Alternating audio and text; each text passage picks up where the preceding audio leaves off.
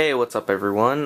This should be a pretty quick deck tech of my brother's Bant mid-range deck. You could call it Bant Control. I'm not entirely sure how he looks at it. It seems more mid-rangey by my estimates, but as you can see, it can play different roles in a matchup.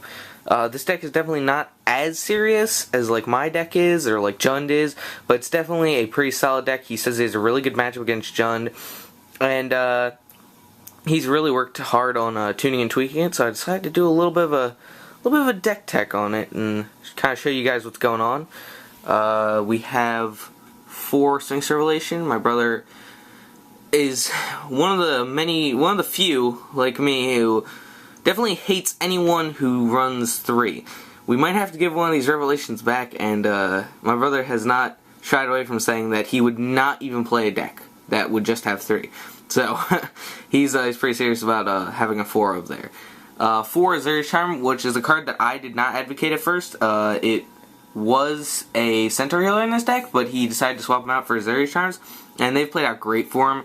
The lifelink, as you know, I mean, you know the many versatile things that Zeri's Charm can do. Lifelink, top of your library, putting a creature on top of owner's library. Just a really powerful card, and so if it's not, you can just cycle it, like, late in the game.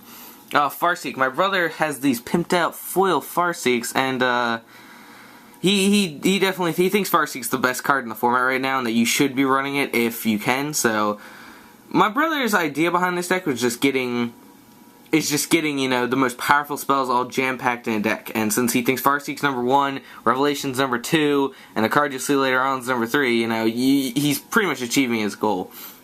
4 Plasma Capture, because my brother is definitely loves this card. He thinks that it's very powerful. It's mana drain for 2 more mana. I can't say that I personally advocate it. I'd probably run a different set of counterspells, more stylized counterspells.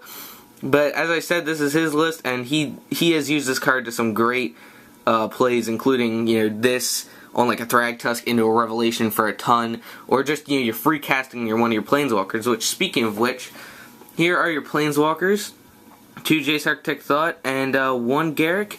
If you go and read the article that I should have in the description, you'll read that this card was a huge problem for me in our matchup. But you're going to have to go and read that for yourself. The Garruk, however, can just be a card advantage engine, and Jace, of course, plays the same role. You have a lot to Farseek into. You're really Farseeking into these cards, and of course just to ramp up in general, but you don't have like a follow-up to it as well. So Jace is pretty much the most amazing follow-up. To be honest, I think that maybe the Garruk shouldn't even be in here. It should just be a 3rd Jace, but, you know, I could understand because, you know, Jace is he's not great in this standard right now, but I feel like he fits really well in this deck, and certainly not well at all in like a blue-white-red shell, but it fits great here. Then we move on to the creatures. We have, this is why I say it might be a mid-range deck, we have 15 creatures.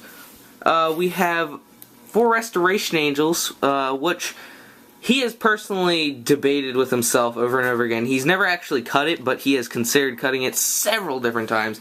Not a big fan of this card. It doesn't have a ton of utility, but it can be useful, and he did go on a beatdown plan and was able to beat Bant Hexproof with him.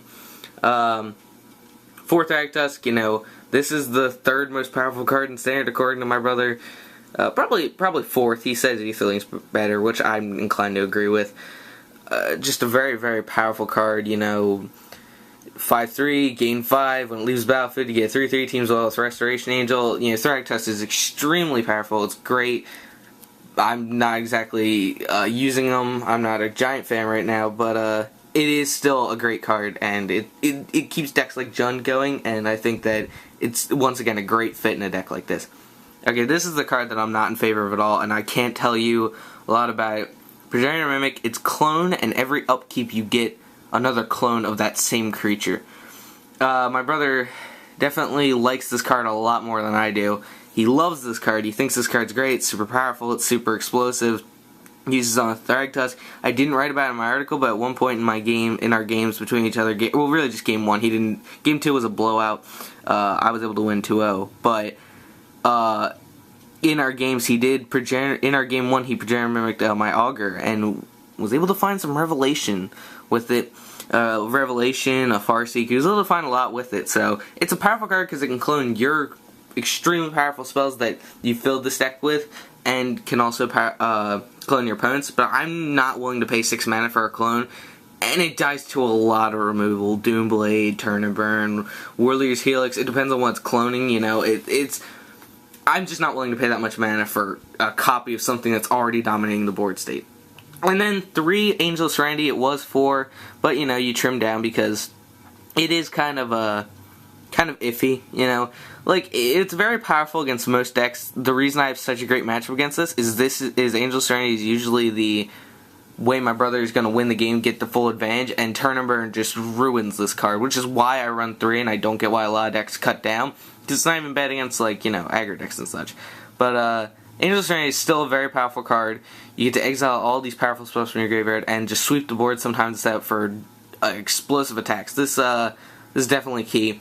And then the 26 land mana base for Sun Pilgrim, for Temple Garden, for Harlan Harbor, for Breeding Pool, for Glacier Fortress, for Hallowed Fountain, a Gavany Township, and a Cavern of Souls. My brother is a huge advocate also of running all the chalk lands and all the dual lands possible. Do not subtract any. And that's fair.